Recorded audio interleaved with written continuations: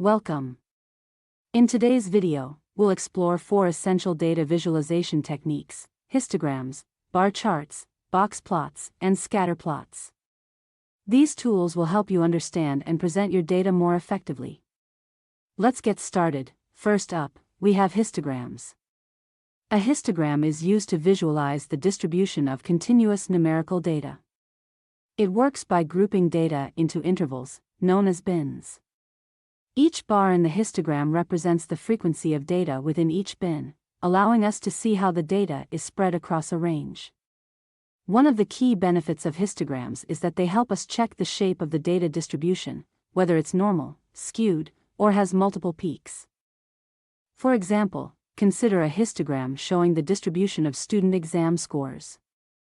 The bars reveal how many students fall within each score range, helping us understand the overall performance. Next, let's talk about bar charts. A bar chart is used to compare different categories by representing each category with a bar. The height of the bar reflects the value or frequency of that category. Unlike histograms, bar charts are typically used for categorical data, with spaces between the bars to emphasize the distinction between categories.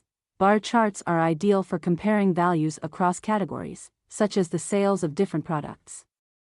For instance, a bar chart could show the sales of 3 products, A, B, and C, allowing us to see at a glance which product sold the most. Now, let's move on to box plots.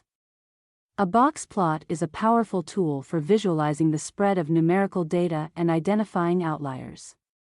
The box itself represents the middle 50% of the data, known as the interquartile range or IQR. The lines extending from the box, called whiskers, show the overall range of the data. Any points outside these whiskers are considered outliers. Box plots are particularly useful for comparing distributions between different groups and spotting unusual data points. For example, a box plot showing the ages of concert attendees would highlight the median age, the spread of ages, and any outliers who are significantly younger or older than the rest. Finally, let's look at scatter plots. A scatter plot is used to display the relationship between 2 numerical variables.